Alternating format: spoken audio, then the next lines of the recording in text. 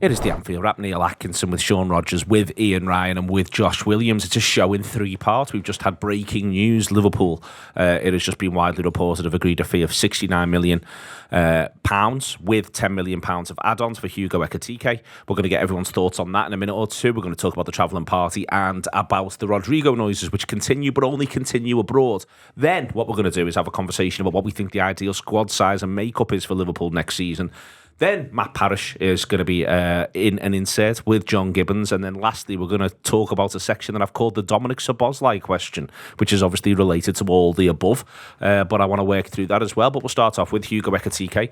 That fee being agreed, Josh, puts, I suspect, once all was added in there and allowing for exchange rates, it'll be around what Frankfurt managed to get for Kolo Muani, because I think that's what they've wanted all the way through this deal. Frankfurt, they drive a hard bargain, but do you think Liverpool will be happy?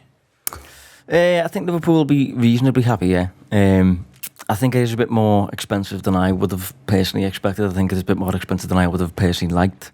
But this is what happens when you do business with Frankfurt. This is what happens when you buy a player who moved 12 months ago. So he's got 4 years on his contract as of right now. So you're paying top whack to get him out of there.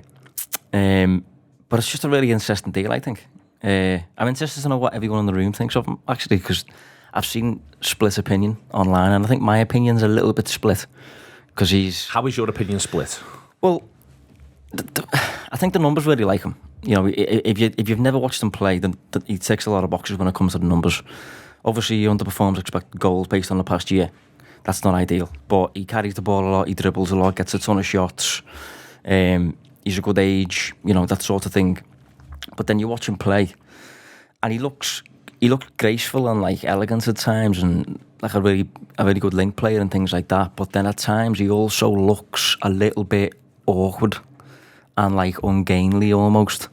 And I think Liverpool's data-driven approach to recruitment is one of the reasons that's so valuable, is because it removes that bias of watching a player and being uncomfortable with the way he moves or the way he runs or something like that. So I'm torn between both posts a little bit. When I watch him, and it's going to sound mad, but when I watch him, he gives me shades of Joel Matip. Do you know what I mean by that? Yep. Like, and but Matip was really good though. That's the bottom line. But if you watch him, he's a little bit like, he feels a little bit weird. So I think because of his frame, he's very slender, he's tall.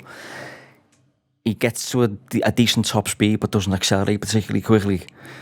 So there's just a lot to weigh up for me, and I've been weighing it up since we got linked with him. And I still don't know where I am. Sean, where are you then? I took more of an interest in Frankfurt for other reasons over the past few years. I don't anymore. But for a few years I did. And I think it's the best signing that Liverpool can make if you assume that Isaac isn't going to happen. In that Liverpool need a centre-forward that is going to support getting the best out of Florian Wirtz and Mo Salah. The money that's been put on the table for them, the mission is, yes, we need you to contribute, but they are the two main men. If you assume this is a 4-pronged attack in the main, yes, Liverpool will tweak different shapes up front, but in the main, I think we can all assume there's going to be a centre-forward, Florian Wirtz in behind, Salah right, someone left side. Now, you've also got the question of when Salah leaves, you don't replace Mo Salah, but as a front four, can you get the same output, goals and assists from whatever that is now? So there's a view that Florian Wirtz is oven ready right now, and he might even be better, which is terrifying by the time 2027 comes. The positives with Ekitike is that he was in a Frankfurt side which was built solely around Omar Marmoush, and Arne Slot was a number 10 himself. So the plan when you've got a 10 that you want to get the most out of, you need width. Doesn't have to come from the wingers, but you need width. And they want a 9 that's going to stretch the play. So if the opposition push the line up, the 10 can play through balls to a 9 that's just going to keep making them runs. And if the 9 does push the line back, it creates more room for the 10 to play. So the 10's like, okay, I can either play the 9, and if they play high, if they don't, I can do my thing in space. And that's what they want. Now, at Frankfurt, the plan was Omar Marmoush, Omar Marmoush, Omar Marmoush. And the plan was that they use Hugo Larsson as a bit of a sacrificial lamb and go, you're going to sweep behind him. And the tactical plan was Ekitike just stretches it. And that doesn't mean you don't contribute, but let's get the most out of Marmoush. And they do. And internally at Frankfurt, I don't think they expected to get Champions League once they sell Marmoush. So if you're looking at, can Hugo Ekitike play in a front line where you get the most out of a number 10? Yeah, because he's proven that he can. And then if you look at what Mo Salah likes in a 9, like Salah's on record, isn't he, of saying how much he enjoys playing with Darwin Núñez? And if you think about that, there's similarities with Ekitike in the way that he plays in terms of that dynamism. And then if you look at sort of a modern forward, it sounds a bit harsh, this, he may be ungainly. That's the word I've just used, yeah. But I think when you watch him, I think he kind of glides a bit. And look, he's great at dribbling. He's great he's good on the ball and can be great on the ball, being consistent. Likes that Thierry Henry space inside left in particular, sort of cutting in on the right. Again, they're things that Liverpool can tweak. So the one negative about his game is that there's a bit of inconsistency, but Liverpool will go, well, he's only played one season of football. This is the first season that he's ever done more than half a season of minutes even. So there's a rawness to him. And in some senses, that's quite exciting for a coach like Arne Slot. And you look at the attacking power that he's going to have in and around him. Negatives, he's not a natural finisher like a Robbie Fowler. Like he's not got a God-given natural talent as a finisher. He's one of them forwards that he can finish, but you're going to have to coach him and hope that he's got the mindset to do it. I think, and this sometimes sounds like a big negative, it isn't. I think he's taken his own professionalism even more serious. And I think when you say that, it makes out that he might have been like Neil Ruddock levels of professionalism. He isn't. I just think that he's taken his career a lot more serious.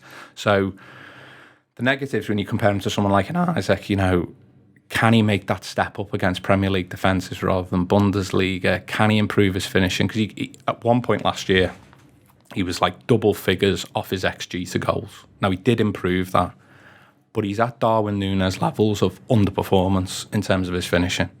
So the one thing that you notice, though, Sean, when you drill into the numbers, is that the big chances missed isn't because he takes a lot of shots, and I think that's the big change. Yes, he's an output merchant, and it's maybe wastage that is implicating those numbers. Yeah, and I think midpoint during the season that was valid. Towards the end of the season, when the pressure was on him, and this, when I spoke to Johannes Wolf from Frankfurt, he said that when Marmoush went, to your point, I think they thought, well, this could be season over for us. But when the pressure was on, he delivered, and he also delivers, and I mean this again as a compliment, he delivers close to goal. He's scoring the stuff he should from 8, 10, 12 yards out. The negative, look, Isaac's oven ready. Ekitike is like being given the ingredients. Yeah. And you might be able to make him you might be able to make him better. You might be able to make him the same, but does he settle? Is this too big a club for him? Is this too big a move for him? If you Salah and Van Dijk and Alisson, there's maybe a question of this is not going to be Ekitike's best season in his career, and it shouldn't be his best season at Liverpool. That's the one negative that makes you go, if he's our main 9, I'm not sure if I'm Alisson, Van Dijk and Salah being ruthless about this, I'm doing cartwheels. That's where I think if you've got Luis Diaz staying, I completely see how it works. If you get rid of Luis Diaz, I think Liverpool needs someone in the 9 that's maybe more oven ready, for want of a better phrase, because there might be times in the season where Hugo needs a break. There might be times where you go, we could do with just pulling him out of the main role here and having someone else. And if you've got Luis Diaz in the squad, we know that they can do that. So loads and loads of positivity. Profiles with the eyes like Isaac. He profiles on the numbers like Isaac. He ticks every box that Salah and Birch would want. I think Liverpool couldn't do a better job on recruitment. Like him over Osimhen, Sesko, Gaia Carrez, I mean, it's not even a conversation. And I think 69 mil for that is actually quite a good deal for him.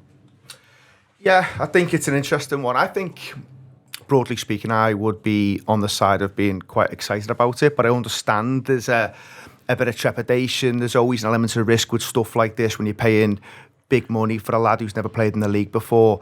I think Liverpool will be going into it very much eyes wide open. They know there's a dearth of strikers about. They know it's difficult to go and find an absolute perfect one. I know Isaac's been mentioned, and yes, he would probably be most people's first choice, but even he would come with a little bit of risk around maybe the injuries. Now that gets a bit overblown, I think, at times. In the last 12 months, it's been much better. But even him, if you were asking him to go every 3 days and you're paying 140, as an example, there's an element of risk to that. There's some risk to this as well. So I think there's almost this thing for me where you've got to trust the process. And I think if you said to Liverpool, would we like more data on him? Absolutely, because the data is not really there. You know, Sean's mentioned the one full season. He's got about 47 appearances for Frankfurt. There obviously is stuff before that as well, but it's a bit of a mixed bag. He gets his 15 goals in 33 games last season, which is solid enough. I quite like the breakdown of the goals in that 9 of them are with his right foot, 4 of them with his left, and he gets 2 headers as well. And some of those right footers are pingers from outside the box. I like that when a striker can contribute different types of goals. He feels like he's got that in his locker. Isak's been mentioned in terms of the profile and some of the similarities. I'm not going to sit here and blag and say I've watched loads of him. I'm not watching Frankfurt every week. Let's be fucking absolutely clear on that. But I have seen bits of him. I watched him against Spurs. He scores after 6 minutes. He looks good. And obviously I've delved into a lot of the clips and stuff, and I can see the Isak similarities.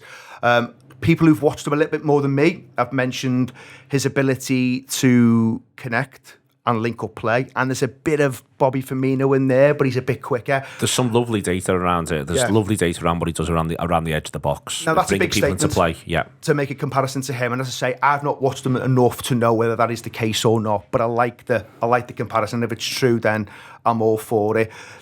Looking at his goals, he looks smart in terms of the positions he takes up. Gets a lot of his goals in the transition as well. Loves the transition. Is a quick player. Looks like he's got the ability just to pull onto the blind side of centre-halves as well and get a shot off. And I like that. But the thing is, and it always is the case when you come into this league, is can you adjust? You spoke to someone last week, Neil. He seemed really positive, I would suggest. When John spoke to Christian Hahn, I think a few days earlier, it was less so. It wasn't quite as glowing. It was, well, he took a bit of time to settle at Frankfurt, and I wouldn't be surprised if there's similar kind of a scenario at Liverpool where the first 6 months, it might just take a little bit getting up to speed. So we'll have to wait and see. But I think Liverpool will have looked at it and gone, the ingredients are there, given to this manager, and there's a very, very good chance he develops into something pretty special. There's a lot to be said for players getting to play with better players at times, Sean, in a bit of a key role. You said during the season, last season, Liverpool needs to have a centre-forward who concerns centre-backs, not just about the idea he might score a goal. That there's got to be more, that there's got to be something else that worries centre-backs. And I think he's got that. I think he's got that in abundance with the carrying, with the pace that's been talked about, with the idea of being able to get on the far side, but also the idea that he can contribute if you sat deep, he can contribute if you pushed up. I think that to me is one of the things that I think is the most significant from Liverpool's point of view. I think it's fair to say Nunez lost his way last season. He could do one thing well in a match. He just could never do all the things that Liverpool wanted. Ekitike looks to me like he could at least profile to be able to do more than one thing well during a game. Yeah, definitely. Sticking on the positives, he's technically good enough to drop in and combine.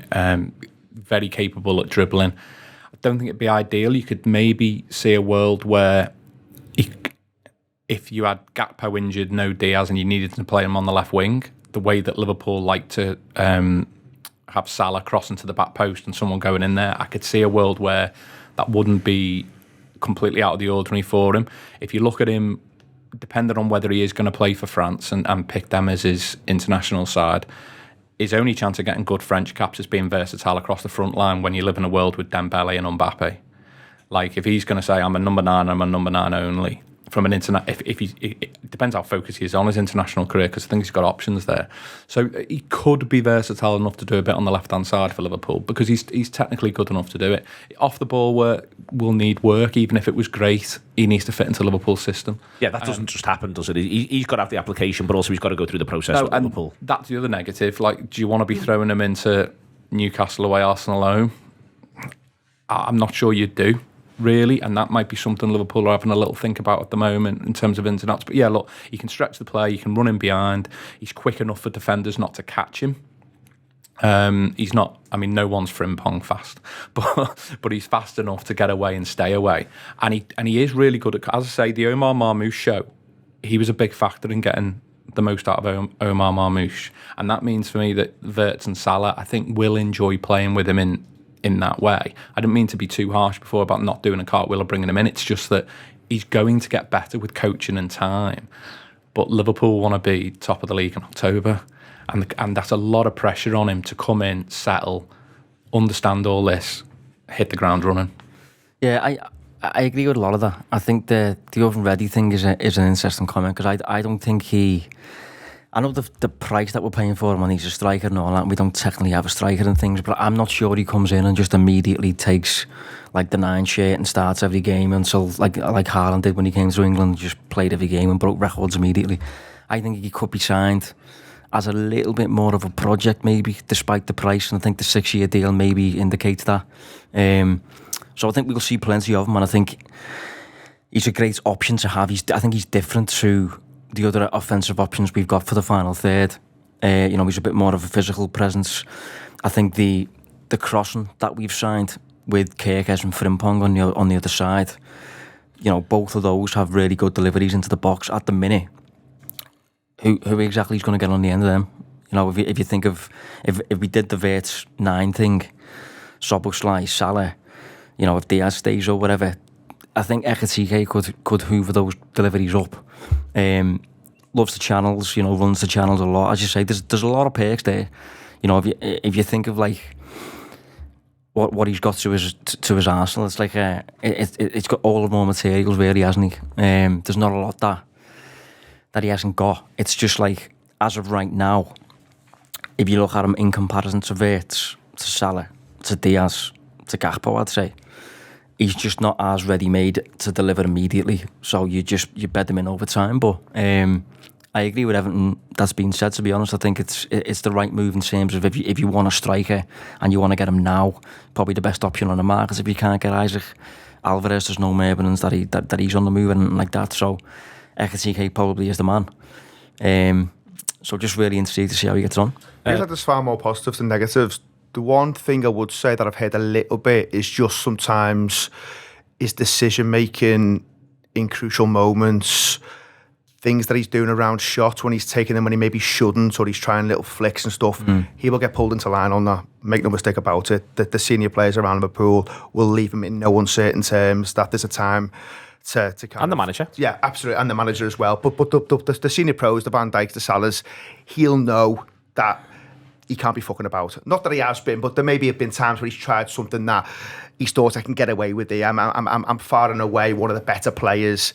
That will not be the case at Liverpool. So if there is an element of that just seeping into his game, and maybe there won't be, but if there is, I think those lads I've mentioned will let him know quite quickly that actually there's certain things you do and there's certain things you don't at this football club. Also, Neil, you and Gibbo are going to love his wardrobe. Like, if he does an interview with Daniel Sturridge, I reckon the world might stop. Especially if it's like after the game and he's going out or something like that. He's got some wardrobe. That's what I mean. I'd play another couple of million off the back of the top. I'm only Sean. Let's get it in. Let's go from there. Might be in the add-ons now. It might be in the add-ons.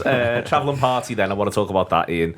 It has Diaz and Nunez. It doesn't have Chiesa. There's talk that Chiesa got a bit of a knock, which first and foremost doesn't bode well in a general sense. But I'm also of the view if he's got a bit of a knock and they're not taking him on the tour, they maybe don't see a longer term sort of squad role for him either. It's almost like, well, what's the point?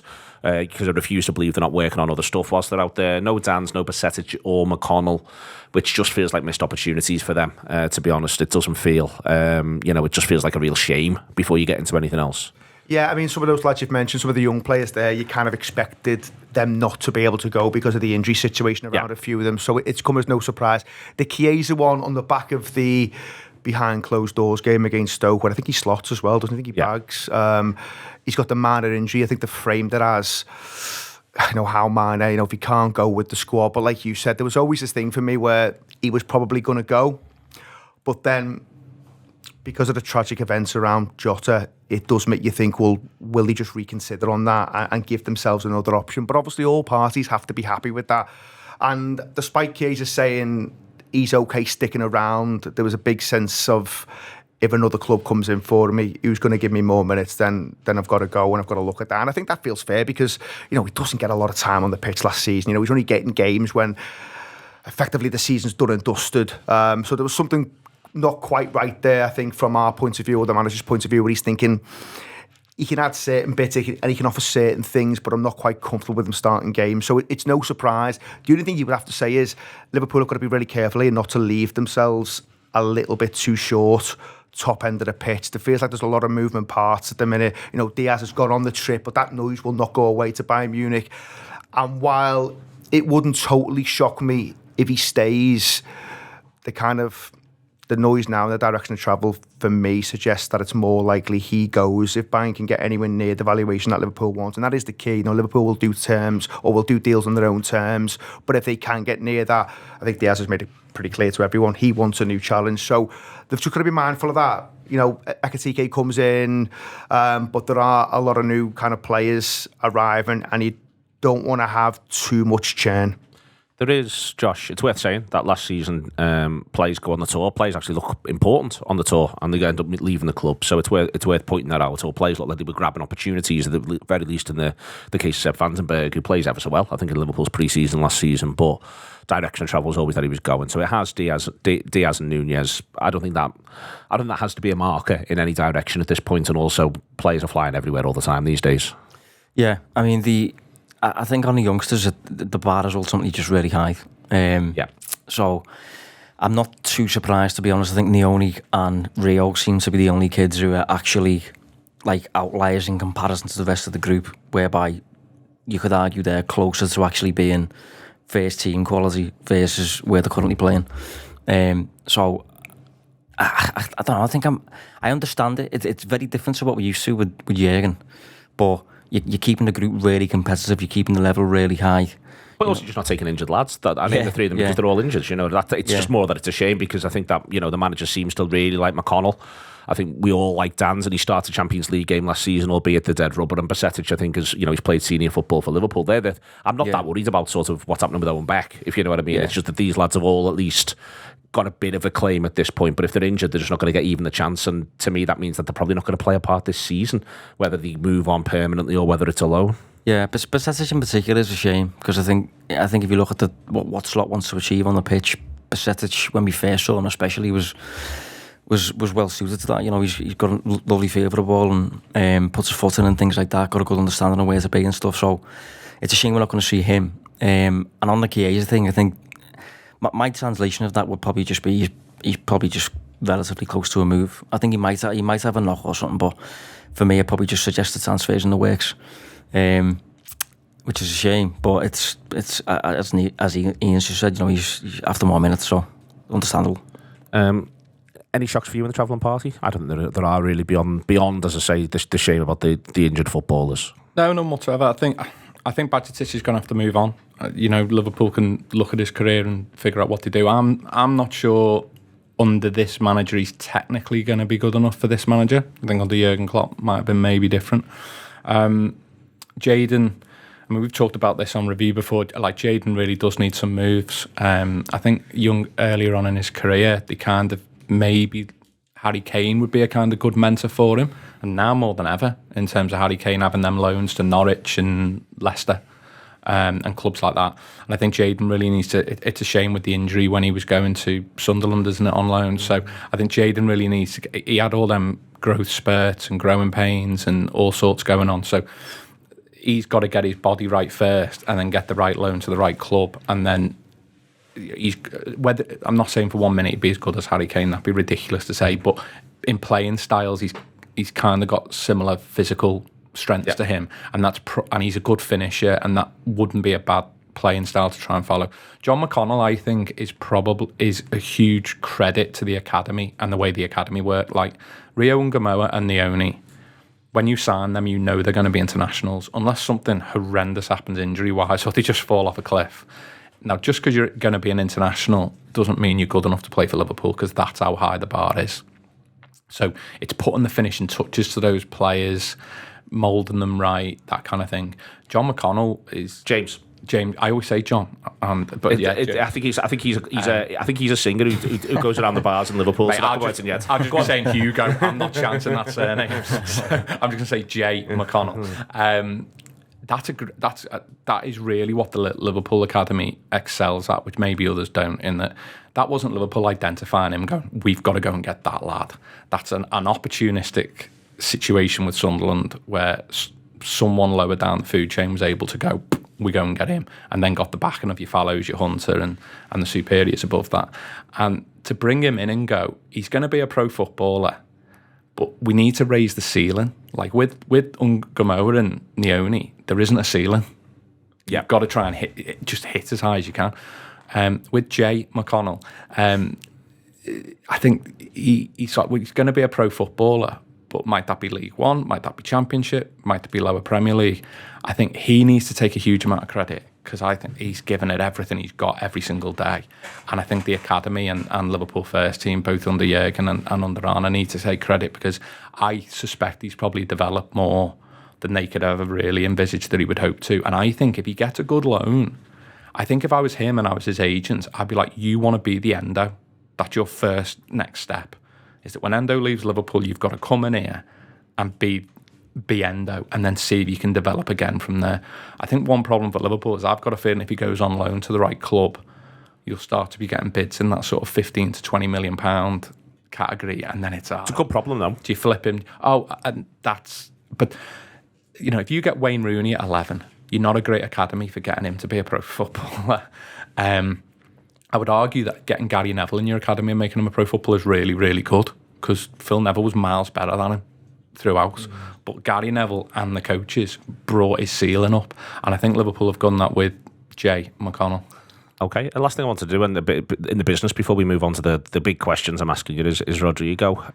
The noises won't quite go away. It's interesting, none of the noises are coming from Liverpool. The noises appear to be coming from right the way across the continent of Europe.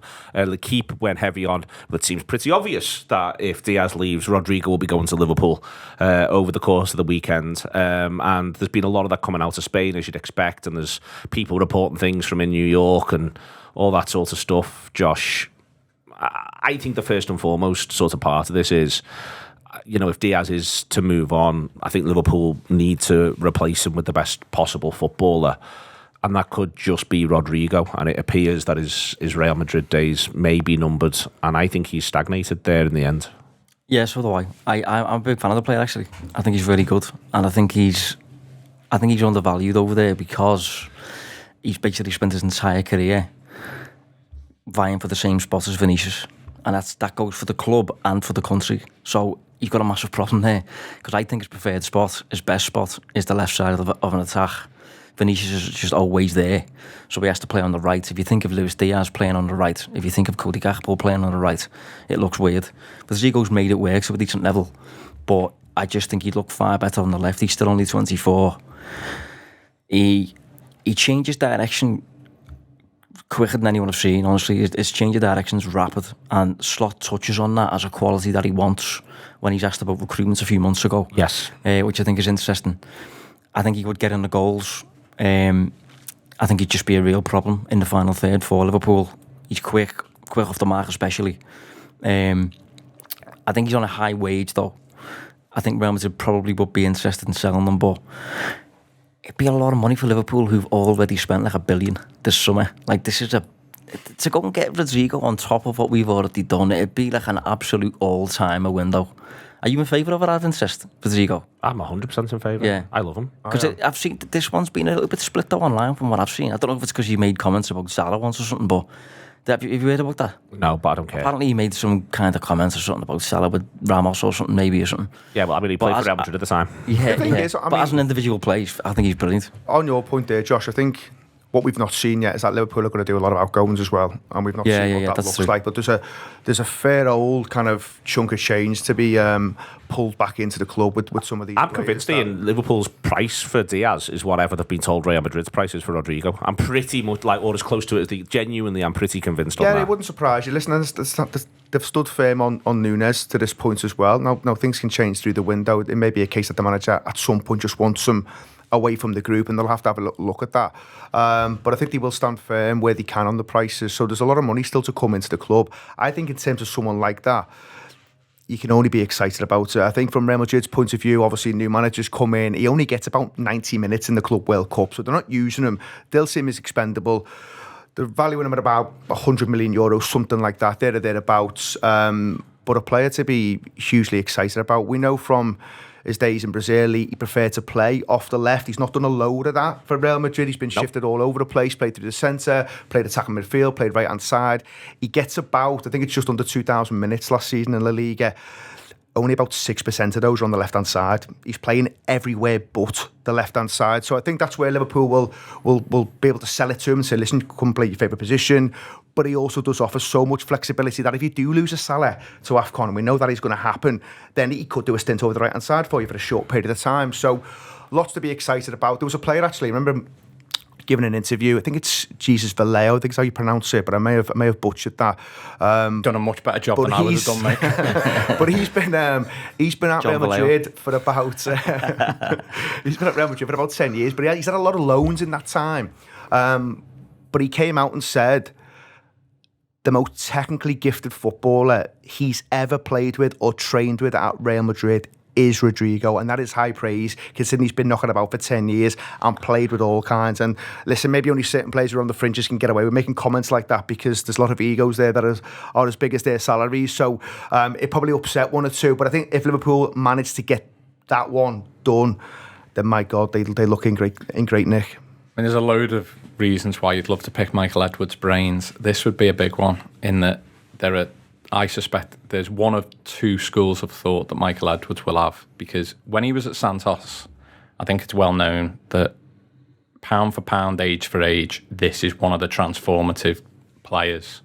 Scouting data, everything that Liverpool were like, we are all in on this. So the player, the family, I think they will think a lot of Liverpool because of how close Liverpool came to getting him.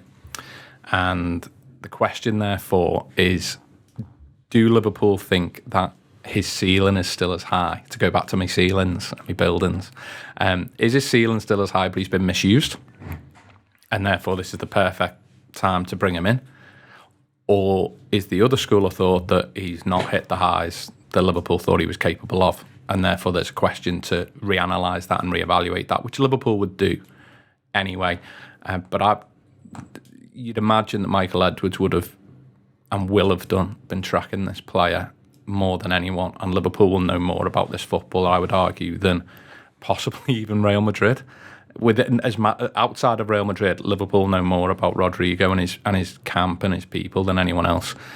What is Vinicius Junior's under contract talks at the moment? You'd have to imagine he's not going to go to Saudi. That would just be mad. You'd use that to get the contract he needs. If you're Rodrigo, you might be sensible just waiting a tiny bit, because if Vinicius Junior did go for whatever reason, then it does make perfect sense for all parties to take, because as Josh said, like, he's a left winger, he's a left-sided player.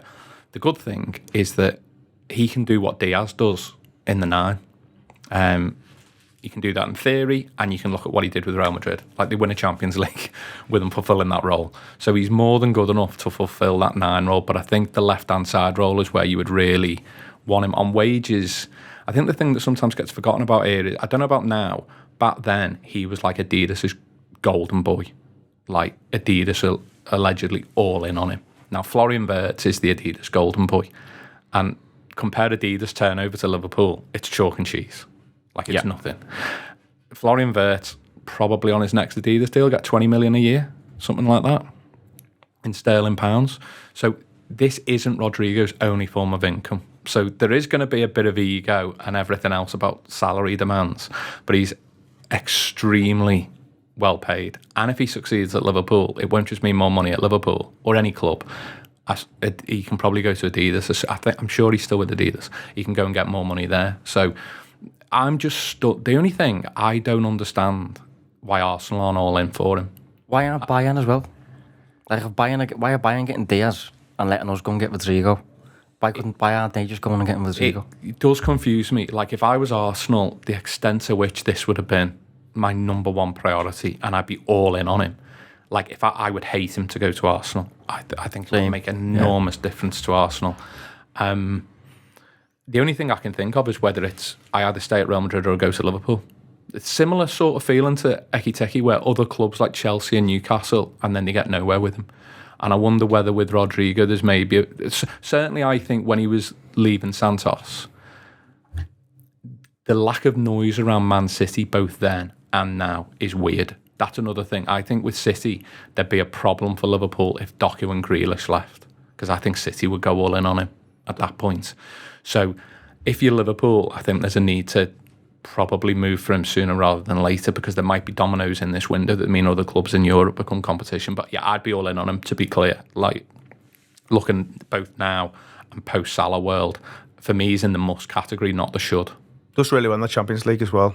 Last season, it's worth saying. I think he's got 22 starts in the league, and he chips in about 6 goals, but I think he still overperforms his XG in the league.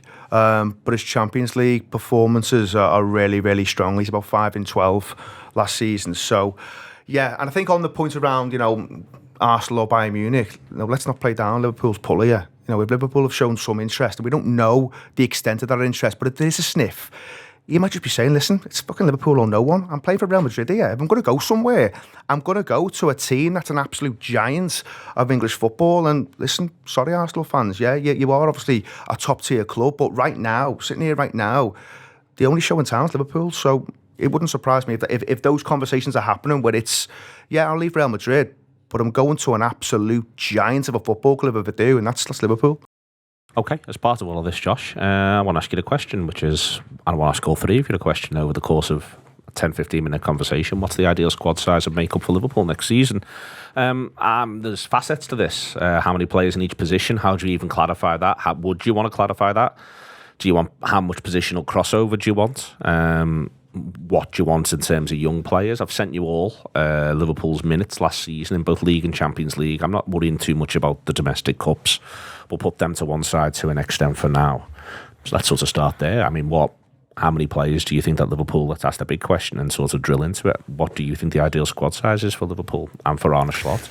I mean, my go-to answer with this is always usually just 22, because that's 2 players in every spot. I just wanted to outfield predominantly as well. So yeah, because you can have 3 goalkeepers. I mean, we know there'll be 3 goalkeepers, so we can park that one. I mean, outfield. So outfield, do you think it's effectively how many outfield players? 20? 20, yeah.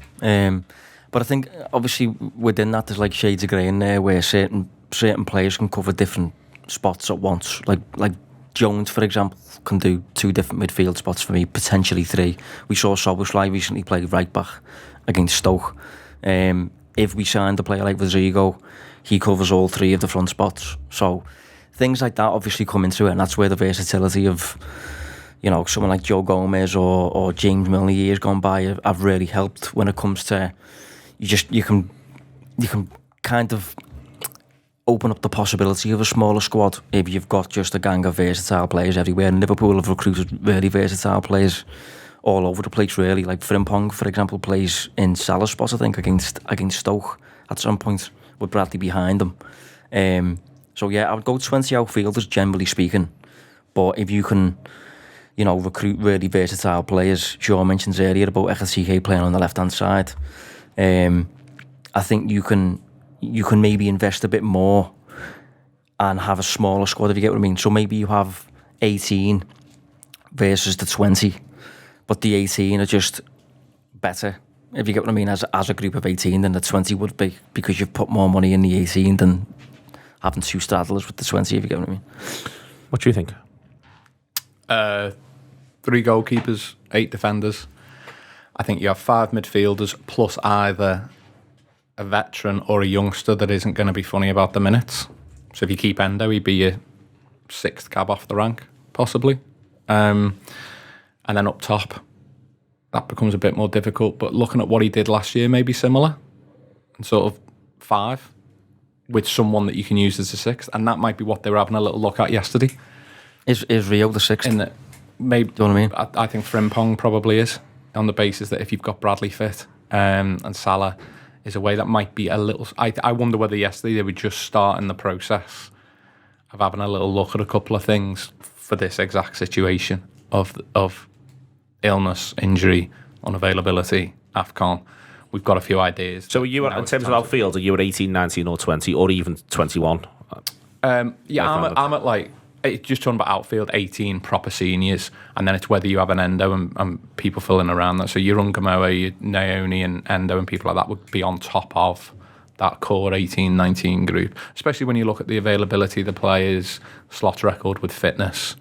I also think, looking at Slot's comments at the end of the year in that Sky Sports interview, everyone's probably bored of me referencing, he says the performances against PSG and Newcastle were because we weren't fresh. So it's in my mind about rotating more. But then I think if I did rotate more, we might not have won the league. And I think where he's coming at from that is that I think what he's going to do is a bit similar to what we saw with Diaz and Gakpo, if the quality throughout the squad is high enough, where he starts a team on a Saturday and it's 60-30 and there's 5 subs, and he does 60-30, 70-20, 75-15, say. I mean, these games are lasting 100 minutes now, so those minutes are probably out. And then if we've got a Champions League on the Wednesday, let's use Gakpo and Diaz, he might start Gakpo on the Saturday, but then start Diaz on the Champions League game. And then he might just say to the players, look, when a Champions League final comes around or whatever, it's unlikely that both of you are going to be fully fit and in top nick. So it's a meritocracy at that point, and how I feel. Because ultimately the chat with someone, any of them players, is if you want to win trophies, I can't just have 11 players. As much as you'd love to play every single minute, you're not going to thank me if all the work we put into this season, you're out for 6 weeks and we win nothing. That's no good to anyone, is it? So I think the Liverpool squad are smart enough to know, yeah, I want to be a big part and get big minutes, and I do want to. There's still a thing, isn't there, about starting? Of course, there just is.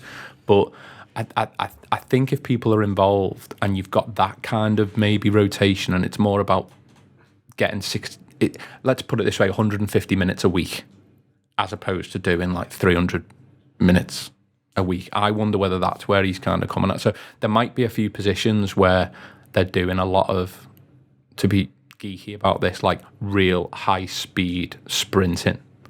So I'm thinking fullbacks, the number 9 role puts in some shift. Left winger will probably put in a shift. Number 10 is going to put in a shift for Liverpool. Maybe in them roles, that might be where he might want to focus the substitutions.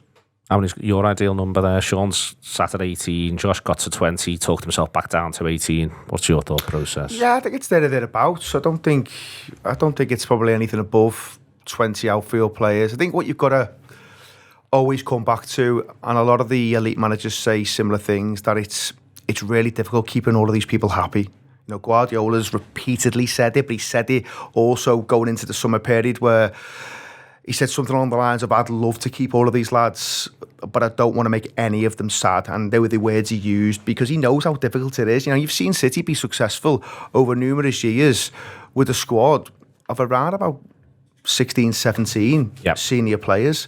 And everyone will go, City squad's massive, isn't it? But then when you dig into the bench, you're like, well, I don't know fucking 3 or 4 of them. I've never fucking heard of them. And they're about 16. But what they had... The 16 were boss. The 16 were unbelievable. But the 16, lots of them were interchangeable, where you could just play them in different areas and you wouldn't notice a drop-off. Bernardo Silva will do bits for you all over the show. And he's quality in all of those positions, whether he's playing front 3, whether he's playing in a midfield 3. So I think there's an element of that with the manager where it's back to the bar point. It is as high as you can imagine. It's sky high. And yes, there's times last season where he's not rotating. But I understood because of those things around, well, you need to be at a 9 out of 10 out of 10 to be playing for this football team. And I've got no issue with that at all. Some managers will feel differently and they'll make compromises and stuff. But I think, there's been a lot of chat this season around, well, will Liverpool go and sign a lad at centre-half who's 6 foot? I think they absolutely will, because I don't think it'll come down to, well, is he 6'2", is he 6'3"? He has to be that. I think is he good enough? Is he a quality footballer? In that case, we're willing to compromise on 1 or 2 other little bits if he can add, first and foremost, the ability on the ball, and he's a really, really good player. So there'll be little bits around that where they'll compromise on certain things, but ultimately I think, yes, there'll be the 3 goalkeepers, and then it will be somewhere around the 18, 19, 20 mark, I think. But I think the manager will only want players that he's comfortable using, and we saw that last season. How many... When we think about the crossover, I think you've got to be careful. Like, for instance, if you're not careful, you'd end up having... one player covered about 4 different things, and then if that's the way in which it goes. I think Bernardo Silva is a little bit of an outlier, though I don't think it's impossible for Liverpool to have something similar. Last year, I'd argue we only really had 2 who fell into that, whether it's because he's teaching people positions, whether it's because he's teaching them roles or giving them clarity. But I'd say you only really had Jones and Diaz, I'd say, who genuinely played more than one position on a pretty consistent basis, where you could look at a team sheet and go, well, he could be there, he could be there. Or you could, when the team's being mooted, he could be there, he could be there. He didn't have more than two of them. Is that fair? Yeah, no, I'd agree with that, yeah. And you could argue Diaz is on his way to Bayern, so he'd be losing one of those. But I think that the options that we're adding this summer, we were speaking about Rodrigo before, Ekitike's on his way. There's already been Kerkez coming in, Frimpong, thanks to Gay. Well, one of the things about all these players, by the way, they're all so clean injury-wise. None of them have got concerning medical histories and like that where they're missing minutes. They're available every single week, and if you can sign these players, as I've just said before, a little bit versatile across different spots, maybe at least two or something, and they never miss a game, and they're sharp because we're in every competition and things like that. I think you're flying, honestly. I don't think Liverpool are in a position at the moment where, certainly not for me, where I'm concerned in any way, shape or form about depth. Maybe, once we start to get the net spend a bit more level by letting a few players go, like Harvey Elliott and things like that, Nunes. But and I understand the concerns about the front line and that, but if you can just keep everyone fit, and Slot's record of doing that and the individual players' record of doing that has been really strong. What do you think he needs, 4 forwards or 5?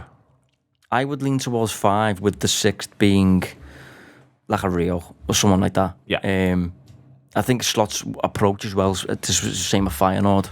The wide players in particular, because of the one-on-ones you have to engage in constantly, you want them to be fresh. So on the hour mark, you want to switch them up. You want to take them off and bring on someone who's got fresh legs. So I think certainly in the wide areas, Salah was a bit of an exception with that, but certainly in the wide areas, you want multiple options. So if, as I think there's a general view that Diaz and Nunez, it's likelier that both move on than don't. Even with the signing of Ekitike, you think Liverpool need to sign replacements for both Diaz and Nunez? No, I don't think so. That only gets you to 4 then. Well, I think the options I'm thinking of. What are you viewing Wirtz as? Well, so I think Wirtz will predominantly play in midfield. I think he'll be the most advanced of a midfield 3. Right. See, the thing is with Wirtz though, he can play on the left. I think he can do the false 9 bits. I think he might start the season false 9 because Ekitike just, it's Sean mentioned before, it's a tough start of the season and things. So this is going back to the versatile points. I think we've got options who are. So, but if you're going to say Wirtz plays in attack, then you're down a midfielder, or is this why you want to end up at 18? Well, I think if we play against a stronger opposition, Wirtz plays in midfield. If you play against a stronger opposition, Wirtz plays in the front line. If you play against a weaker opposition, Wirtz plays in midfield. So I think I would have like Gakpo and, say, Rodrigo on the left. Salah can pretty much have the right to himself. Chiesa was signed, I think, to guard against that because of the level Salah showcases and the availability he showcases. Salah just keeps that. You got Ekitike up top, Wirtz around that kind of area, Szoboszlai around that area. Yeah, maybe one more if I'm being greedy, but I don't think it's too much of a concern for me. I would like 5 forwards, but this is back to the point before, about flexibility in footballers, and it does feel like there might be a little bit too much change when you think about some of the players you've mentioned there, Neil, who might go, and Liverpool will have to have an eye on that. I said that before, but there's a lot of talk around, for instance, like Szoboszlai's position. And will That's he be part 3 of the show, Ian. Oh yeah, so we're going to come on to that in a bit. But there's like chat around will he miss out? But I just think there's enough football matches to suggest that he will still be playing loads and loads of games. Like he'll start the season because Gravenberg's suspended, so he will have the shirt. And I agree with you, Josh. That the start is when you think about someone like going to Newcastle away. That does feel a bit like maybe Wirtz does play the false 9, and then you're kind of packing your midfield with lads who are physical specimens. You can get about the pitch, you can match them man for man. So it feels to me like Liverpool are in a really, really good place where there's already, and you mentioned 2 before, but it feels like what we've done over the summer, but actually just the natural development of the squad, and Szoboszlai being case in point where there are more footballers there who can do more than one thing. I'm all for the footballers doing more than one thing. I'm going to ask the same thing the rest of Josh. So if you think if Diaz and Nunez go, they replace 5 forwards. So they get 2 more forwards. Well, I think for me, I would feel, I don't know whether they will, but for me, feeling comfortable going into the season, I'd like them to, they had 6 last year, which, you know, obviously Casey doesn't get many minutes, so I think the manager will look at that and think, well, 5 feels okay. You know, Nunes still, what does he play last season? Premier League, about 1,400 minutes, something like that. It's over 1,300. Yeah.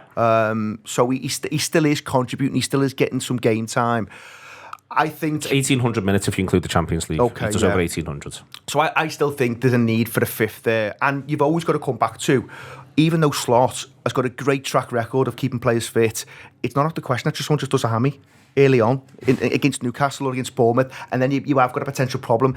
And if Ekitike is just having that period where he's got to settle in, you just got to give yourself the best possible chance. So if it was only 4, I'd feel like Liverpool is 1 short.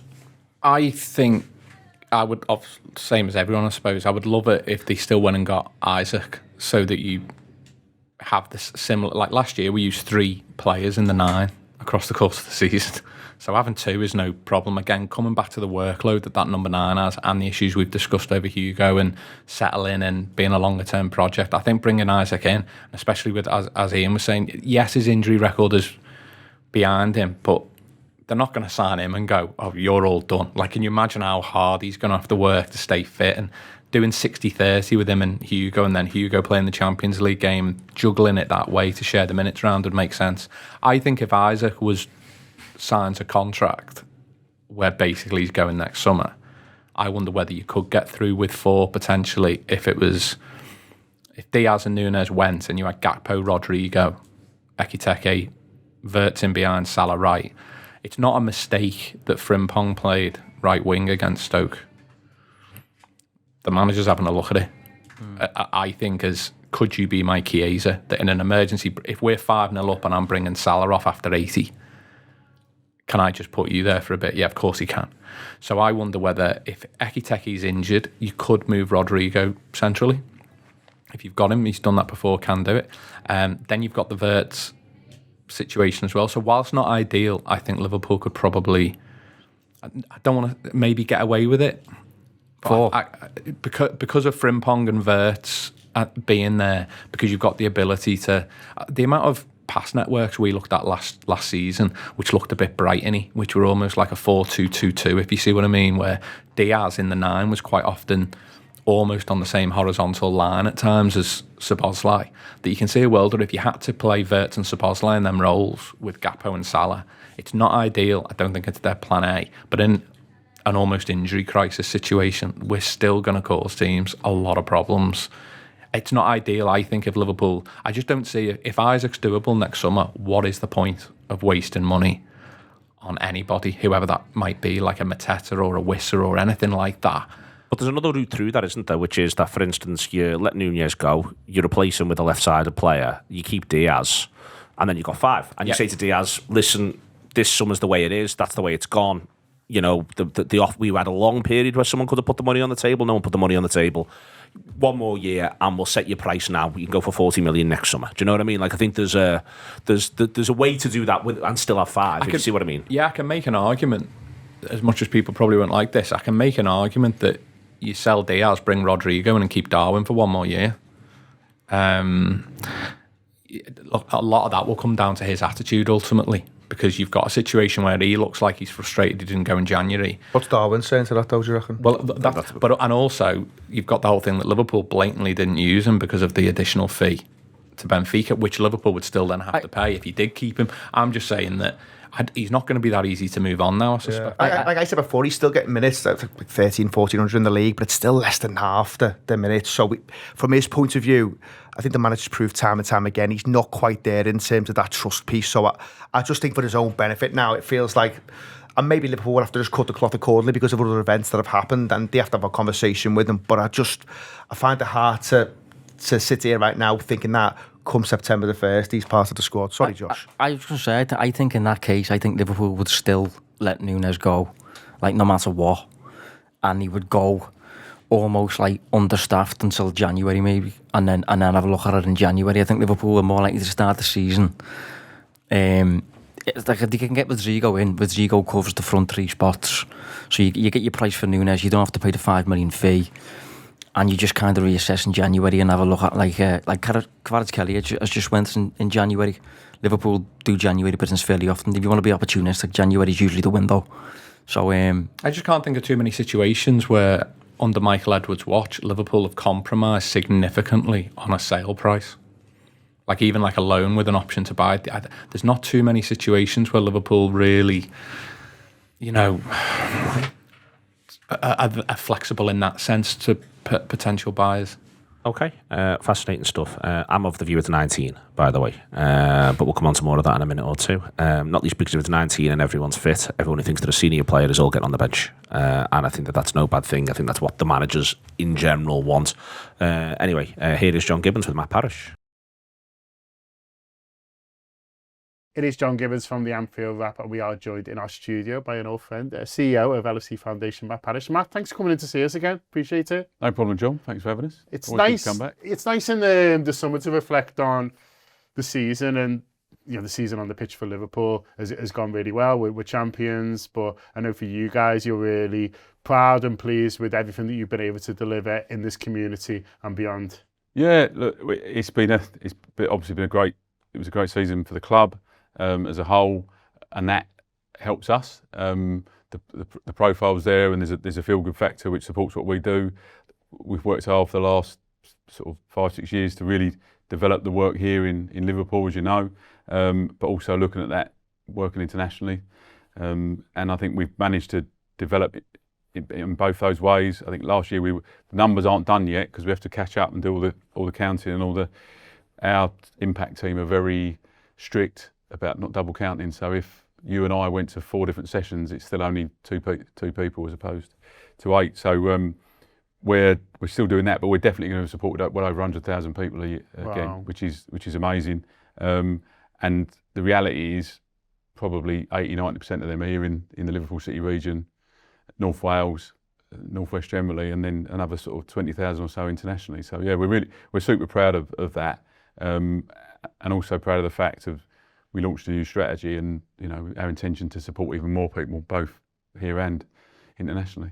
I went to the launch of that strategy, and one of the things that came across when people were talking was the power of the badge, and it's never been more powerful, like you've just sort of said. And so when you talk about 100,000 people who've been touched by the work that you guys do, it has a big impact on them, isn't it? I've spoken to teachers who say when someone comes in with a Liverpool tracksuit on, the kids really listen and really engage, because it's like, wow, it's someone from Liverpool Football Club. And so for everything you run, from the health programs, which I know has been really big, to people with loneliness, to elderly people getting them active and things like that, the fact that it's Liverpool doing it means a lot to people, doesn't it?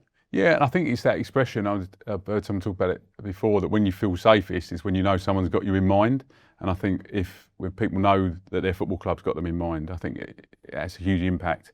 I mean, if you think of that, you talk about social isolation, if you think of the walking football programme as an example, we can have upwards of 80-90 participants down at our centre at Anfield Sports Community on a Friday morning. We've now got, I think, 8 different walking football sessions a week, along with chair-based yoga and walking netball, and it's as much about that social connection and getting together. And if ever we say, look, we're not running it next Friday, or if there's almost uproar, because it's such a big part of the routine. And I think it's more significant, arguably I would say this, but I think it's more significant when their football club is doing it for them. And then to be able to have, we have former players come down, we have Billy Hogan, the club chief exec, comes and plays. So to be able to, they can feel it and touch it and see it. And I think it's those impact pieces, because there is a danger. We talk about working with 100,000 people and a desire to be supporting 500,000 people, and that number's massive. But what we definitely don't want to do is get caught into just chasing a number. Yeah. And let's be clear, we're fortunate enough to have a Legends game. 60,000 people turn up, which is lovely and amazing. But we don't count. They're not part of that. 100,000 people. This is about 100,000 people supporting the community. So we want to make sure it's done in the right way, but the stories behind those numbers are almost equally as important. We had sorry if I'm jumping the gun, but we had our community awards last night, and that is about recognising those participants and volunteers and staff that have gone over and above, but not just foundation staff, also football club staff. So when we distributed 8,000 hampers from Anfield across the Liverpool City region a couple of days before Christmas. They're made by all the Anfield Stadium staff, so they're there for 2 days packing them and making them. So that isn't seen, is it? It's that bit that goes on that's unseen when we do Kip at the Cop. You know, and there's all the Anfield Stadium staff who could be having a weekend off because it's an international break, but they're there making sure we're safe and looked after. So it's all of those little pieces of the jigsaw that come together to make it happen, really. You mentioned the Legends game there. It is a huge event in the calendar every year, and there's so many things that you do throughout the year to fundraise, but I know without that Legends game you couldn't do half of what you do in terms of in the community and beyond. And so it is great that so many people come and listen to get a fantastic game of football and get to see, you know, a few old heroes. Yeah. It's check they've still got it, and a lot of them still have. But so it's a great day, but it doesn't mean a huge amount to you guys, does it, in terms of the money raised? Look, massively, and I really think, you know, Liverpool fans should be proud of the fact that, you know, we hold a Legends game and it sells out, and that's pretty unheard of in the space. I think we've talked about it before. I think Real Madrid do it and sell out. This is no disbursement on Tottenham, but they did a Legends game the same weekend as our game versus Chelsea. They played on the Sunday. AC Milan, all the big names, and they had, I think, 25,000 people in the stadium. So, yes, there's something about the success on the pitch that's happened, that feel-good factor. But, you know, since I've been here, every game we've had has sold out, and I know that was happening before I got here. So it's not to do with me. It's to do with our supporters and that connection they have with the club. It's to do with the opportunity for, you know, perhaps, you know, people. I'm a bit older, but people of our age that might have their kids that maybe haven't got season tickets for the kids, and they bring the family, and next, you know, and you get. So I think it's that real opportunity for both people that go regularly, that people don't get the opportunity to go. It's the biggest queue out of the club store on any match day, because there's a lot of non-regular match goers go and having the opportunity. But I mean, you've been to the games. It's still a great atmosphere. It's a slightly different atmosphere. It's a friendlier. The game is a bit slower, but it's a great event. It's usually a great game. But to your point, that money we raise, 100% of it goes into supporting our work. And over the last 2 years, years of 2024, all the money raised focused on supporting our education and learning programs, and then in March, all the money raised from that supports our health programs across the Liverpool City region. So that's the real catalyst to deliver, but also, to support others to deliver, because it's not all about just our work, but bluntly, it helps us attract other funding, so we can use that as much funding to lever in other money to do specialist projects. So, and we're, as far as I know, we're the only, certainly, Premier League club that do it annually and do it at that scale, yeah. Any other highlights from the year for you, sort of when you look back? I mean, the black tie with Jurgen Klopp was obviously a big deal for him to come, and it was great because he'd made the commitment to stay involved in the foundation, and the man he is, he obviously honoured that. You know, first big weekend back, he was there, got a few headlines, but you know, it was a real thrill for everyone there. But I'm sure that was a big night. But any others across the year that you're really proud and pleased with? Yeah, I think, look, the Jurgen one, just to touch on as well, that he always stuck in my mind. He said, look, you know, I want to come back and watch Liverpool games, but I don't just want to come back for the game. You know, I want to be doing something meaningful. And he also, you know, again, to your point, you know, speaks volumes to the man he is. He said, I don't just want to be an ambassador and have the name above the door. So as he started as an ambassador, he made a donation to the foundation as well. And he hasn't got to do that. It's not, you know, it's not in the contract. And that was brilliant. I think probably highlight really has been this year, because it has really ramped up and it really helps what we do, is also Arna's come in, met with him early on, brilliant guy, sort of asked us some really good questions, and he sort of, almost the dream line, he came back to us and said, you know, what you do is, I help the guys become better footballers, you can help work with me to make them better men, you know, and to develop in that way. And I think he's committed to what we do as well. The support we've had from the players, you know, driven by Virgil, you know, he sort of gets it, and I think he sets the tone. So I think that's been it's always been good, but it's starting to really step up. And then if we can get them more engaged in projects they have a passion for, it again brings profile to what we do. Because I think one of our challenges, if I you know, talking openly, and my colleague sitting in the room, Jamie, has just started looking at our marketing and comms work. I think over the last few years, thanks to people like yourself, John, and the Anfield Wrap and others, is fans' awareness of us has really gone up. But deep understanding of what we do, maybe not. So it's important for us to actually explain, if you do come to a Legends game and you pay your, a few quid for a ticket, that money will go to our work, and this is what it does, and this is the impact, and this is the challenge. 12,000 kids a week, that's the same as roughly the COP are absent from our schools every day. That's not Liverpool City Region, that's Liverpool.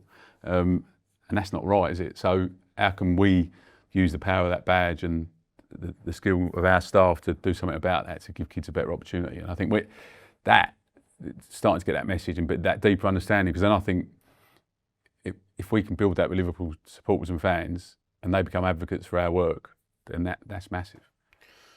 So let's look at what's coming up then. First of all, before we talk about other stuff in Liverpool, I want to touch a little bit on the tour, because when you say that people don't necessarily realise the scope of what you do, until I started going on these pre-season tours, I didn't realise the foundation presence on those. You're out there every day, you're coaching kids in the heat and stuff like that. And I always say that everyone in the club works hard on those tours, but the foundation staff work harder than anyone, because they're out first thing in the morning, they're doing 3 or 4 coaching sessions some days with different kids, and you can see how much it means to them. They're getting coached by Liverpool footballers, Liverpool coaching staff, and that's not just the younger ones, some of the older ones as well, and then the legends will turn up, and especially for the older fans, that's a real thrill to meet someone who they used to watch. And you guys have a big presence, and again, not to disparage other clubs, too much, but I always feel like, when I see other clubs, on these games, because sometimes you play them, it always feels like Liverpool are doing a lot more around how do people know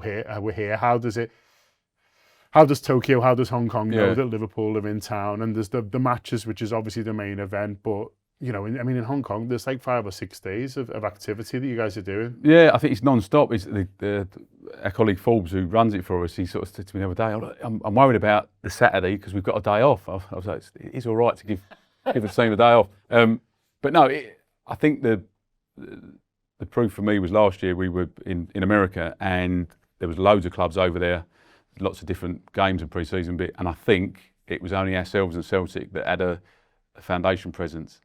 And I think it's important for us that it's not, let's say it's almost like the whole club goes. It's not just the first thing. We don't go in, play a game and go. We're in Hong Kong for, it must be 5-6 days. We're in Tokyo for 3 or 4. And as you say, we're doing workshops. We're coaching local grassroots teams. We're visiting. We're work with a charity called Make a Wish, which is about, sadly, sort of unwell kids come in but get the opportunity to meet players. So they're picking, and we do that here, so picking up some of what we do here and taking it there. And again, you're a Liverpool fan if you're a Liverpool fan, you're a Liverpool fan. It doesn't matter if you're living in Tokyo or Hong Kong, wherever in the world. And if we're coming to your part of the world, why shouldn't the supporters and fans have a chance to engage in that?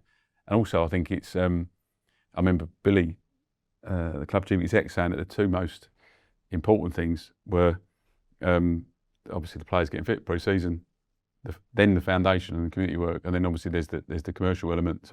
But the fact that he's saying that how important we are was part of that, I think speaks volumes for the club and the position that they put the foundation, how important it is. And that you've been on them. I think Liverpool tours anywhere in the world are amazing, the amount of supporters that come. But I think my understanding is it could be at another level in sort of Hong Kong and. Well, the game's sold out. So people have been messaging me asking for spare tickets like it's a league game, but they just sold out straight away. And I think and the bit that and I'm sure I've said this story before, so apologies for repeating myself, is that the first tour I went on in 2019, and we were in South Bend. I didn't know where South Bend was before I went there, but where Notre Dame University is, and a family had come from the sports clubs, had driven something like 8 hours or something mad to come to the football camp. And I assumed they were in town for the game, which was the next day. And I said, no, we just come to your. So it must have been. Must have been quite underwhelming to come and see me and not Jurgen Klopp, as it was at the time, coaching the team. But that just shows the sort of passion and the pull of this football club. Yeah. And if we can take a little bit of what we do here over there, why wouldn't we? And why shouldn't we? Absolutely. So coming up then, there's a few things coming up. You do events all around the year that the people can support, and there's obviously stuff going on week by week that the people can take part in. But I do want to highlight a couple of fundraisers that you've got coming up at the moment. The first one is the run, which is in just a couple of weeks that people can still sign up to do. Yeah. So Run to Anfield, we did our first one last year, and we had about 1,200 people taking part. Got the next one on the 2nd of August. We've got coming up for 1,000. I think we've got 900 sign up so far, so we're a little bit behind, and we want to beat what we did last year. So we love people to sign up. It's a 5K. It's around Stanley Park and Anfield. You finish in the stadium. You finish at the Cop, and all the money raised from that will go to support our health programs in the Liverpool City region. We've got a 1K version this year as well. So you can run it, you can walk it. Is that if you've just got off a plane from Japan? Yes, I'm looking forward to it. But it was a brilliant atmosphere last year. Again, we'll have sort of legends there taking part. It was a great day. And again, we got, I think the important thing last year, some of the people that our health programs have supported were talking about the impact of the work. So as an example, it might go to support our military veterans program, or it might go to support our honeysuckle program, which works with Liverpool Women's Hospital, supporting bereaved dads. So all of our health programs here in Liverpool are supported by that sort of work. So look, visit the website, look us up on social, sign up, get involved. You haven't got to be a runner, you can. I think some fella did it in 12 minutes or something last year. I was just about at the first kilometre, I think, at that stage. So, we've got the serious sort of Park Runner Pluses, but we've got those that, I do 2 runs a year, run for 97, run to Anfield. But please do sign up and support it. Yeah, so it's a fantastic event. It's a chance to run in to Anfield, which is quite a rare thing to do. Yeah, I feel like Rocky running up to in there, and so it's a great opportunity to do that. But like Matt says, you're raising a lot of money for some fantastic charities in Liverpool as well. Do look out for the Kip on the Cop as well if you fancy doing that. That is International Weekend in September. The Anfield Wrap are going to be involved in that. We did it last year. I'm going to rope even more into it next year. So we're going to be talking a little bit more about that over the next few weeks as well. But if you fancy a run or you fancy doing the Kip on the Cop, both of them taking place in and around Anfield, do make sure you go to the foundation website, do sign up and do support our wonderful foundation, because it is world beating, just like our football team. Matt, I will see you on a hot AstroTurf in Hong Kong. Yeah, in a few days' time. Looking forward to it. Excellent stuff from John and Matt. John is currently in the Far East, Hong Kong first and then Japan. Everything that you need on the tour coming from the Anfield Wrap. There'll be post-match pints out for free and other bits and pieces as well over the course of the week. Keep your eye out for stuff as it drops. We'll give it all a big push as well. And obviously you can subscribe at theanfieldwrap.com/subscribe or through apps and the like. You can sort that out. The last little thing I wanted to do was the Szoboszlai question, because it related to the previous conversation, how we think we'll play next season, who we think will play where and so on. I want to ask where you think he's going to get time on the pitch. Yesterday he plays right back, which I'm fascinated by as a decision. In part, I think it's because it frees Frimpong up to play right wing second half. But Jones has played there in the past, and he put Szoboszlai there, Ian. Why do you think he does that first and foremost? I think he's probably having a look at something. I think the manager absolutely loves Dom Szoboszlai. So I think some of the talk around he might be the one to miss out maybe is slightly overblown, because you never know how seasons are going to kind of take shape. So he will have control of the shirt against Bournemouth, and it's up to then the manager to pick a team for Newcastle. Does Gravenberch get in? Probably, and maybe he does something different up top. But I also think, and it comes back to, you never know how the season's going to unravel. So when Salah, for instance, goes to AFCON, everyone's saying, well, Frimpong will take that spot. Well, there could be a scenario where Conor Bradley's injured. Maybe Joe Gomez is not fit. So Frimpong maybe has to play full back. Maybe it's Szoboszlai who just plays that right hand side. I think you're talking about a footballer here who he's not perfect by any stretch of the imagination. I think we've all seen enough of Dom Szoboszlai to know he's a very, very good footballer. But there are certain things in this game you think he could do a little bit better at times. I have to say, when he dropped deep against Brighton towards the back end of last season, you got a real kind of showcasing of his ability to ping it 40, 50 yards, which you don't normally get to see when he's playing higher up the pitch. So I think there is something there where you might see a little bit more of him in that double pivot. I think he's got the skill set to do that. The difficulty might be the sell to him, where we're talking now like he might be getting shifted all over the pitch? Is he comfortable with that? Does he want that? Is it just about game time and he'll play anywhere for Liverpool? It doesn't really matter. But most players like to have a fairly settled position. But I do agree, the right back thing was interesting. But sometimes you don't want to get lulled too much into things in pre-season. I've seen, and we all have seen enough pre-seasons where players are popping up all over the show and then you never ever see it again. So there could just be an element of, it was more about giving Frimpong the ability to go further forward than it was to see what Dom Szoboszlai. But what I would say there, though, on that is Jones has played there. So he doesn't do Jones. So is that because he wants to look at Jones, something Jones is doing? Or is that because the other thing I would say, I was going to bring Josh in because I know he's seen the highlights insofar as they put the highlights out. It's fascinating to me that Szoboszlai sets up, that sets up two of the goals. One from Vert puts it through the middle, and there's Szoboszlai to just sort of knock it onto Nunez. The second one, he's overlapping Salah, because I think he's picked him there because he wants the hard run. Yeah. Rather than Jones, who doesn't do the hard run in the same way, which therefore makes me wonder if you might occasionally say, "Go on, you want to jump in?" And Josh, I was going to say, don't forget, a lot of this is often dictated by who the opposition is. So there'll be certain games at home where you feel, well, if you had to, you could get away with that. There's certain games at home where you've got away with Jones at right back, and I do say get away with because I don't particularly like it, but sometimes it's horses and courses, because I think you've seen Jones in certain situations where he's dropped in at right back and he's completely all at sea and you never want to see it again. Pull away. Yeah, absolutely. So it is often dictated by the opposition. But, you come back to Dom Szoboszlai is an absolute specimen, and you'd fancy him to have, a decent go at most positions on the pitch, with obviously, the obvious exceptions aside, like centre-half. But, I think it'll be interesting. But I still would not be surprised to see Dom Szoboszlai get his fair share of games in midfield. You've lost Trent as well. So that option of having like an elaborate passer at right back has gone now. And if you want that, if you want to explore that, Jones probably isn't the guy really for that. I know Jones is a midfielder and he can do bits in there. He can keep the ball. That's one of his biggest perks. But if you want someone to ping it, as we saw against Brighton, and double pivot's not available, and you need someone to do it at right back, Szoboszlai probably. If you look at the squad, Szoboszlai's probably that option. So I don't think it'll happen very much. For I don't think it will at all. But I do think he's got that relatively rounded profile where, he's a marathon man and he's physical and he's tall, good technically.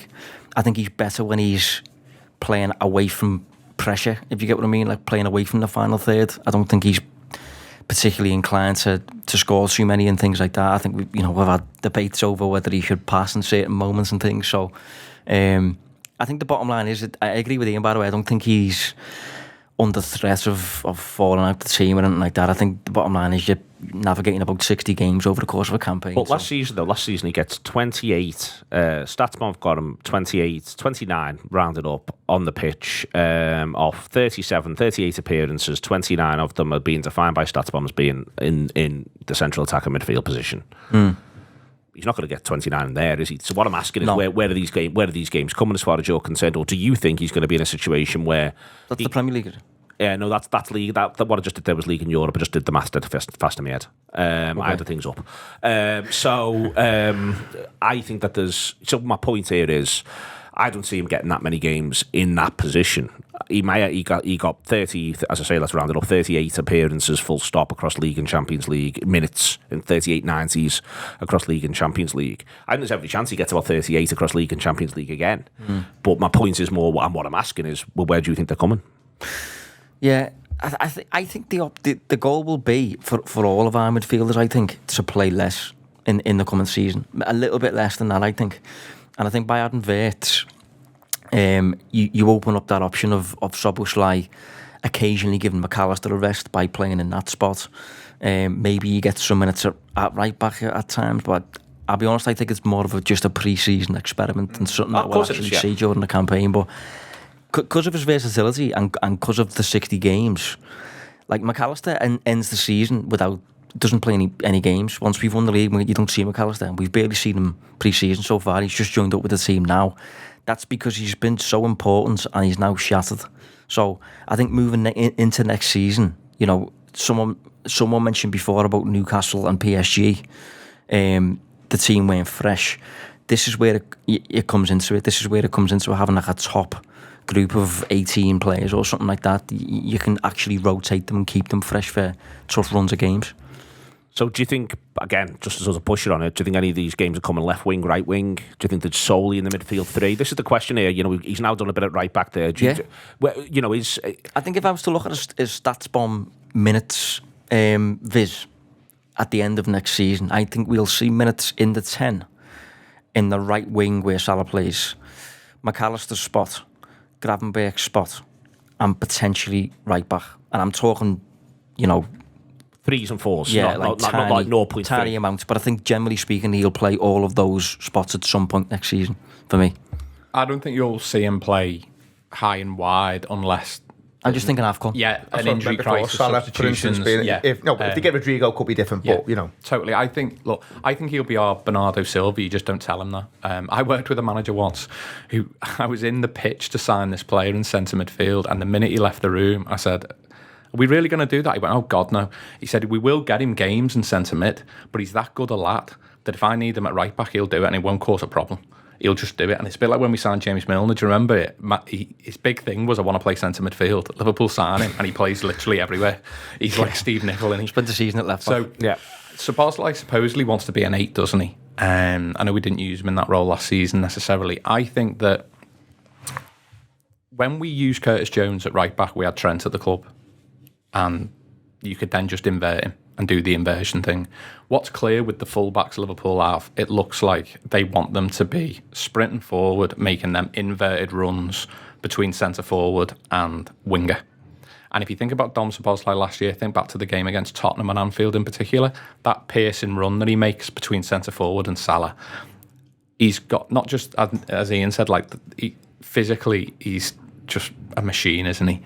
But he's actually got the experience and knowledge of doing that and can hurt people like a top attacking midfielder, not like a fullback would in that role. Like, he can literally hurt you with assists and goals. So I think, come back to what Ian said, if you're at home to Sunderland and you're like, we're going to dominate the ball, I need someone as a fullback who's going to hurt teams in the final third, but we've got a counter-attacking threat. So therefore, you just need pace. And Frimpong's going to be able to get back and deal with the counter-attack against most weaker sides that we dominate the ball against. So would Dominic Szoboszlai. I mean, the key thing with them is not to go to ground. Because if Frimpong or a fast fullback goes to ground, you're out the game. As long as they don't go to ground and stay on the feet, then they've got the recovery pace to come back. If you think about the Forest defeat last year, one of the issues is Conor Bradley comes on and he gets done on the outside. So the very next minute Forest get the ball, he's done the right thing. He's got to give them an extra yard, and that's where the goal comes from. Because by taking out that extra yard, you're creating the room for passes and shots. So I think against the weaker sides, I think it would very much be Frimpong, Bradley there. But I wouldn't be surprised if one of them was injured, they might look at Szoboszlai in that role. I actually think more so, coming back to the McAllister chat, I think there are games, especially with the physical problems McAllister's had this past 6 months, where you might want someone more physical alongside Gravenberch. If you've got a midfield runner running off, McAllister just isn't quick enough to track him. He's got to pass them on to Van Dijk and Konate. So if you're coming up against an Arsenal or Newcastle where you think you might have runners from that zone, Szoboszlai would make more. You could go, Szoboszlai's going to play in the 8 with Gravenberch for an hour. The game's going to open up, and I'm then going to bring Alexis McAllister on when they're tiring, and we can get him on the ball. To me, that makes a load of sense. Set pieces, Szoboszlai makes more sense than McAllister potentially, in that sense. And then if you're looking to, you can't play Wirtz every minute of every game as much as we all want him to. So again, there's going to be times. So I agree that I think if you're looking at this in a year's time, I think it'll be 8 and 10 and a bit at right back. I mean, there was even some examples last season, and it is very much game state dictated, where the manager had no issue whipping off a centre half. And when I say centre half, it was Konate, because he's always going to play Virgil, and letting Gravenberch just go in and sit in a little bit and having an extra midfield, because Liverpool are just so dominant with possession. There just wasn't a need to have 4 defenders on the pitch. So I'm not saying you'll see that a lot, but I think there will be times at home where if it is a bit sticky, but we're having all the ball, the manager will have absolutely no problem at all doing similar things to that and just packing his team with midfielders and forwards. Right, thank you very much indeed. 8 defenders, 5 midfielders, 5 forwards, 1 Dominic Szoboszlai. That gets you 19. and then Rio and Ione. Anyway, thank you very much indeed to Milo, who's looked after the images all the way through. Jimmy, who's looked after the sounds. Josh, Sean and Ian. That's been the Anfield Wrap this week. Take care.